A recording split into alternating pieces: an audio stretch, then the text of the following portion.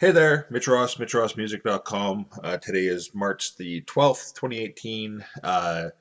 No, you didn't miss a video last week. I didn't post a video last week, and that's primarily because of um, problems that I had with my Mac and the Adobe software that was on there. The computer is currently in what's called a reboot loop, and that could be a hardware issue, could be a software issue. Um, so, in the past week, I've had to take this or older Dell PC that I have and upgrade it significantly with video card and enough RAM to do what I'm doing right now. Because the video I did try to do last week was like crap. It wasn't just crap because I was in a bad mood, because I was in a bad friggin' mood. But it was crap because the audio quality just kept falling apart, and it was just not good in it by any standard whatsoever.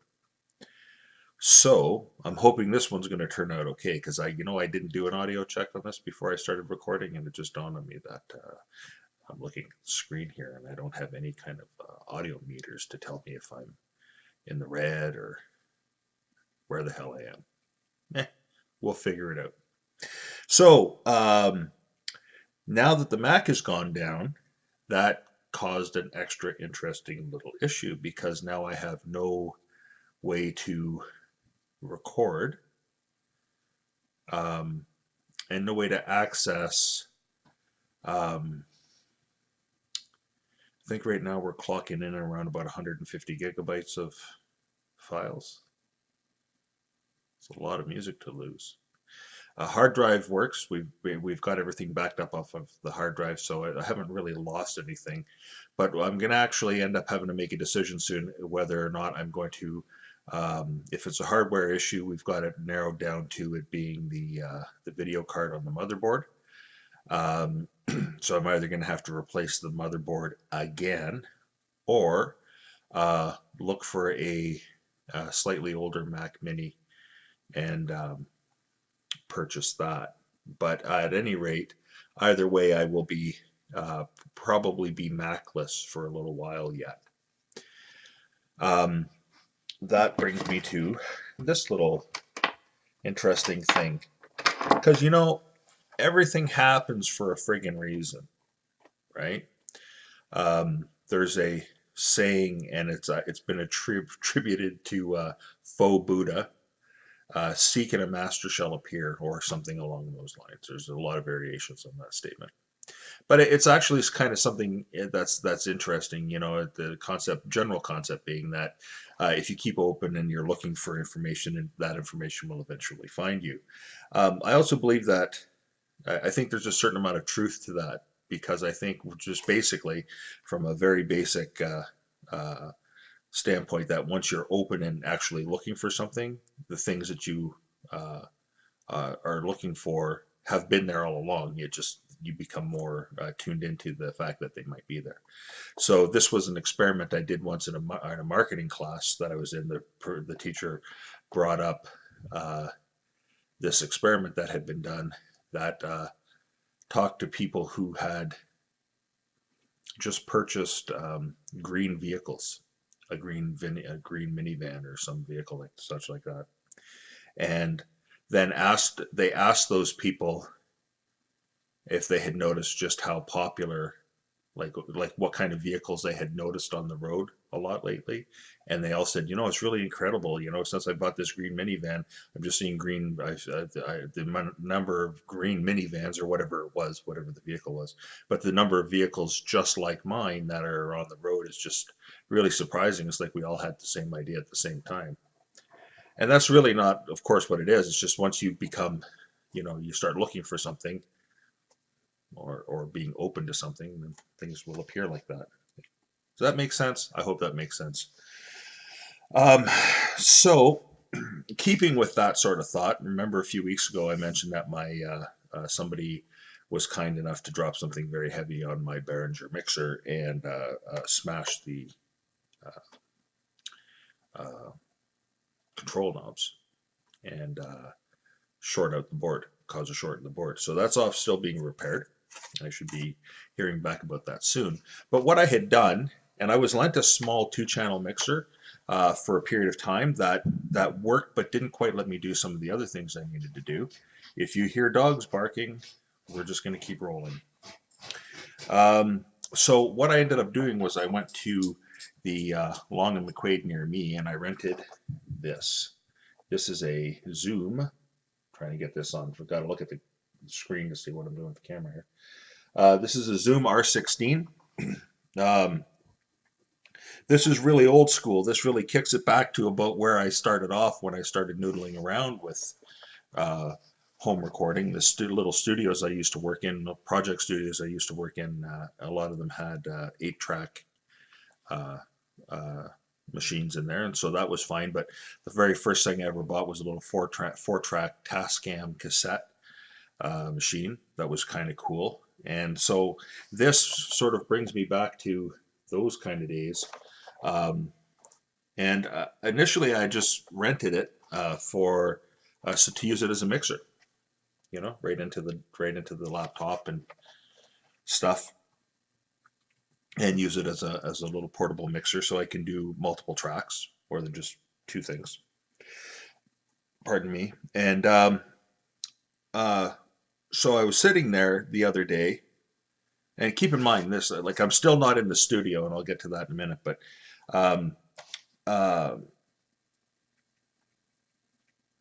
I'm sitting there the other day saying, okay, so the Mac's done.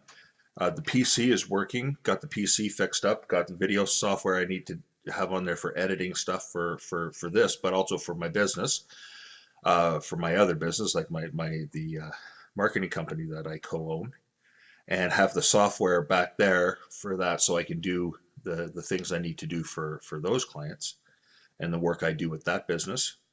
But so that, you know, those are the priorities, right? But then the recording and the demos and how am I going to do this and that sort of struck me. And I was sitting there going like, okay, so am I going to get another DAW? Am I going to buy something? Am I going to buy, am I going to do a free download? Am I going to go through all the hassles of learning another DAW? And I was sitting there and I was looking at this thing, and I said, well, it is a recorder right there. You can put a little SD card in it. And what was funny was the day before this all happened and I made the decision to go ahead and do this, because we tried for a few days to get that Mac going, and everything we were trying didn't quite work. So the day before, when I was looking for some thumb drives to USB drives to make bootable disks for operating system, reinstall the operating system on the Mac, I found a 32 gigabyte SD card, and I thought, well, geez, that's kind of odd that that's been sitting here completely unopened. It was still in the package, and I had bought it about 2 or 3 years ago, and I guess it turned out we didn't need it. And you know, it turns out that the maximum size card that this thing will handle is a 32 gigabyte card. So I've been doing some videos. I've been following some people online. You know what? I'll give a couple of links below, because you know my memory gets a little wonky these days for certain things, and I don't remember the names of the 2 people whose videos I've been checking out that were of great help to me in figuring out how to at least get started with this. And the cool thing about this is that I can take these files afterwards, and yeah, you know what, they're going to be wet, which means that the whatever effect I use, if I use an overdrive or a distortion on the guitar or whatever, it's going to be imprinted on that track. Like when you listen to the track, that track will always have that distortion or overdrive or the reverb or whatever effect I put on it will always be on that particular track. There are ways around that, which I will be exploring.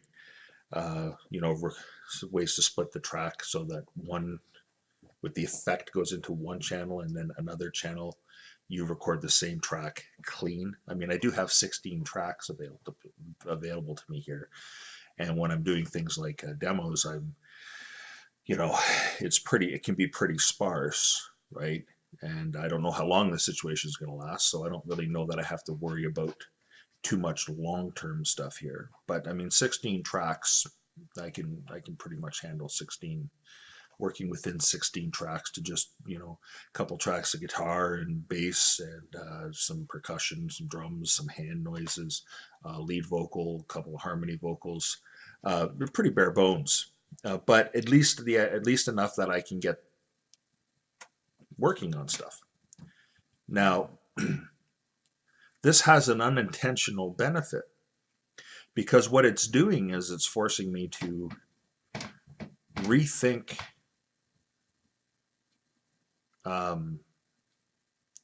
how I want to record stuff, which sounds kind of obvious, right? Like you're always thinking about it, but that you're always thinking about it. But when you're dealing with a DAW, digital audio workstation, in case you don't know, when you're dealing with a DAW, you're generally dealing with a lot of audio tracks. Like you're pretty unlimited as to what you can do with those things. How many MIDI tracks you can put in, no MIDI. How many additional instruments you can put in, and additional tracks of audio. I think Logic 10 will do 256 or 256 tracks of audio, or something just completely insane, something like a number nobody's ever going to use, right? But this is going to make me think about things a little bit, not so much hit record and then start piecing things together, because I can't do that with this. If I want a guitar track, I've got to be able to play that guitar track straight through. I can punch in and I can fix little things, like I can fix, like I did something on Friday, a little blues thing quickly, just to, like, as a learning thing, for like my own tutorial kind of thing. And as I went through that, like, I'm playing the bass line and I made a couple of little mistakes on the bass, and with the DAW, you have a few options. You can punch in and just, set up to the one spot, and then punch in and record over, then fix that little thing, just like you could do with cassette or reel-to-reel back in the day. You used to be able to do all of that stuff too. So this is nothing new, okay? But one thing that is new with the DAW is that, or newish anyways, is you can take the section that you really, really like, and you can move it. You can copy that section out and you can just put it into different places in your timeline and sort of create your own loop of those things. That's not possible to do with, at least not with the R16. So that means that it's going to make me have to work my musicianship up a little bit more. That's not a bad thing. It makes me have to think things through a little bit more, because, I can't just go in and cut sections out and move sections around and stuff the way I've been quite used to doing, in fact. So that's a I don't see that as a bad thing.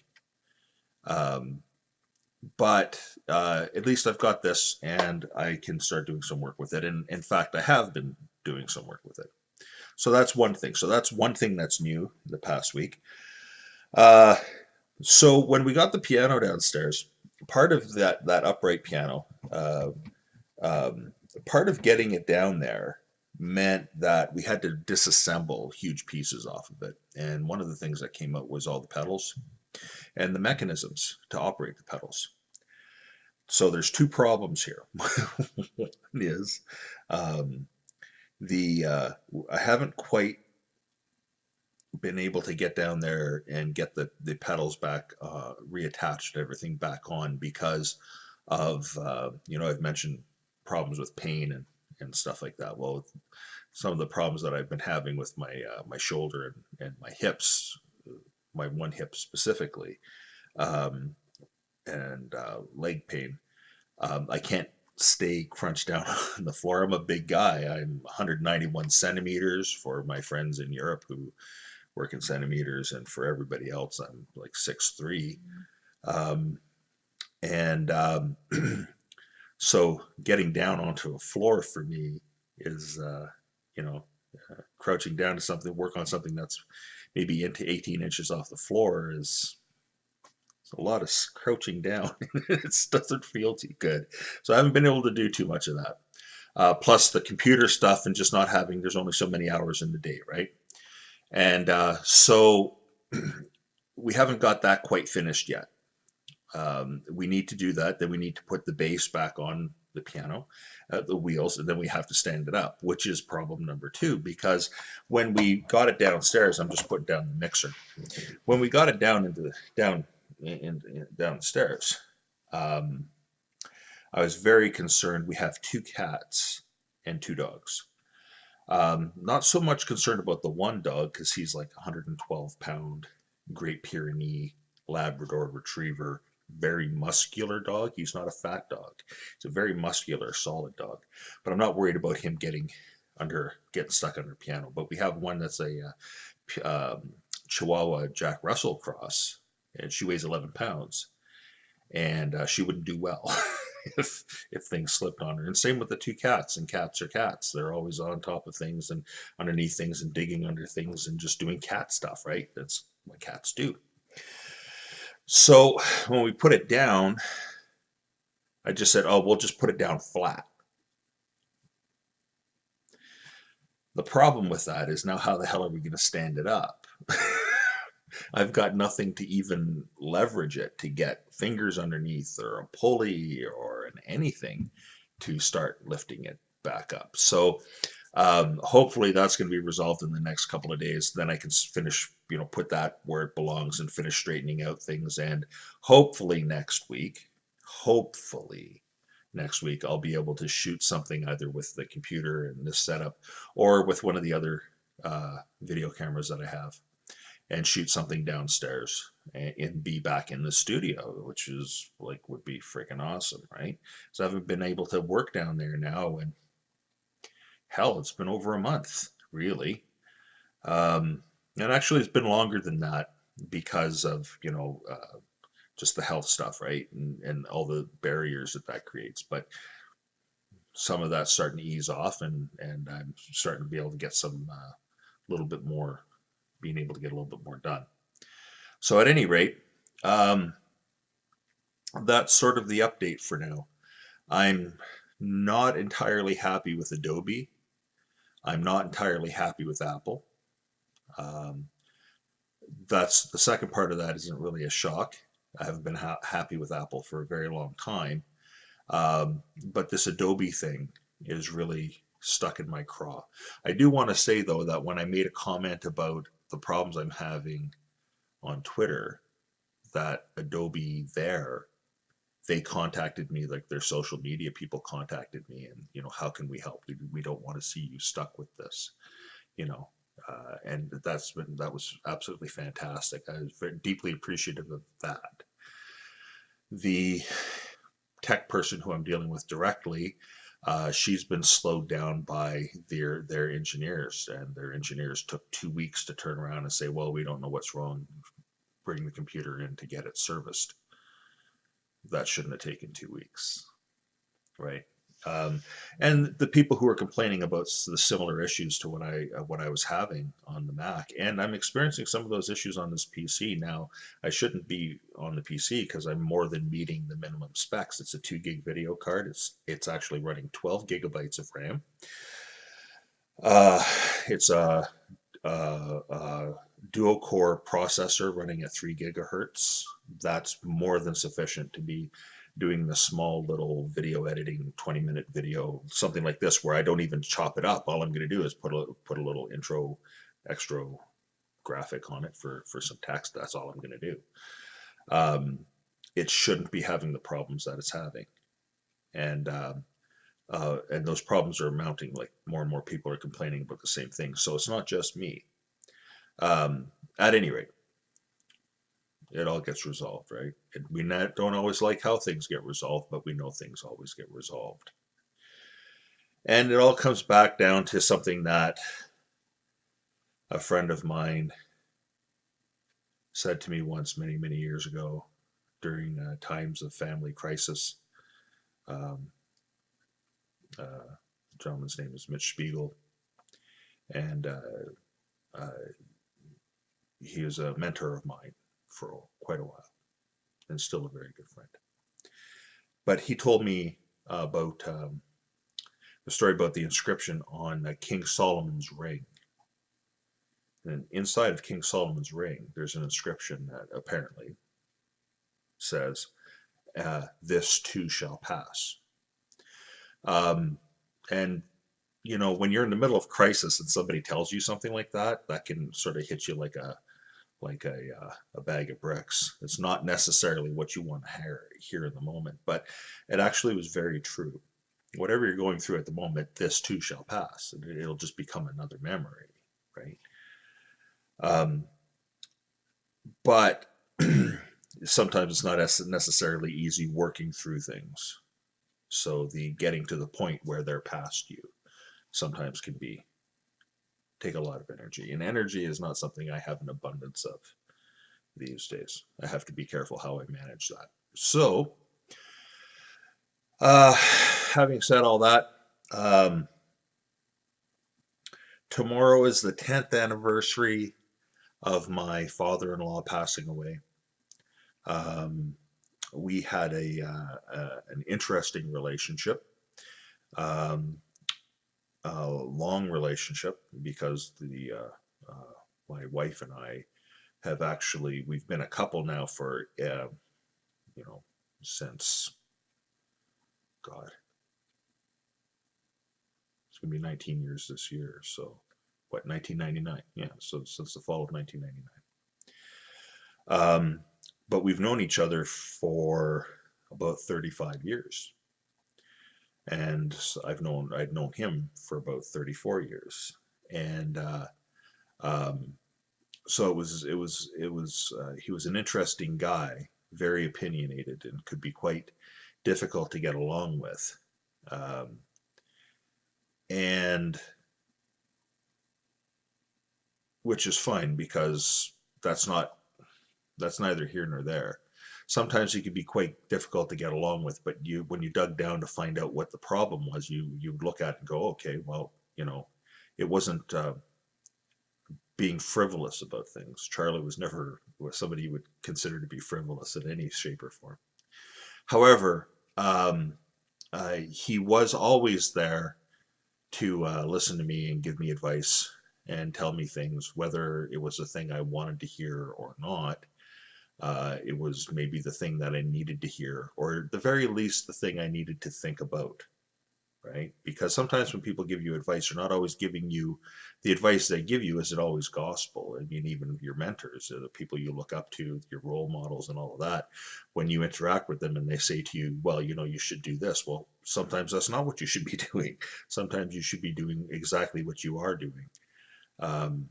But it's always good to have another opinion, and an honest, sincere opinion from somebody who cares about you, who's not afraid, who cares about you enough to tell you the truth. That's a very valuable thing to have, especially as a creative person, because we all tend to get surrounded by either the naysayers, the people who tell us, nothing can be done, or the people who just blow smoke up our asses. And so, yeah, it's 10 years Charlie's been gone, and I miss that guy. I can tell you honestly, at least once a week, I wish I could pick up the phone and talk to him. So, there you go. That's it for today. I've got some other videos planned for some things. I've got some things coming up, doing some comparison videos between a couple of different similar but different branded reverb pedals. I've got a bunch of stuff like that coming, so stay tuned. Hopefully I can get into more of these this week, now that we're caught up with some of the other stuff that I had to get caught up on. And hopefully I'll be able to play you some of the stuff that I'm doing with this R16. It's interesting. It's fun sort of stepping back like this to the way I used to do things, the way I started off doing things, So at any rate, pardon me, tummy noises aside, subscribe to the channel. Don't forget to subscribe. Please subscribe. YouTube says I need 1,000 subscribers and 4 billion hours of watch time or something like that before I can whatever. I'm not really one of those guys, okay? So you see a lot of people who are doing that. I need 1,000. No, you need a loyal 1,000 is what you need. So, and I'm willing to do that one person at a time. Each and every interaction I have with people is very, very valuable, greatly appreciated as well. I'm on Facebook, rapidly closing in on 30,000 followers there. Instagram, Twitter somewhat, and Patreon. And Patreon's a big thing. So for, $5 a month, you get a heck of a lot of content. You get a lot of stuff that people will, well, frankly, there's a lot of stuff that I share there that nobody else is ever going to see. And pretty soon we're going to be making some changes back to to my main website as soon as we get a couple of other little things done there. So lots of stuff coming up. Stay tuned. Subscribe. There's a little button down here someplace that allows you to you click it, and then when I upload stuff, you'll get a message, and you can be all excited for a minute or two and watch what I've got to say. So anyways, sharing my journey, folks. This is what it's about. So I'm sharing my journey so you know that your journey isn't singular. We all go through the same kind of stuff. And this week's message: this too shall pass. Have a great week, everyone. See you next week.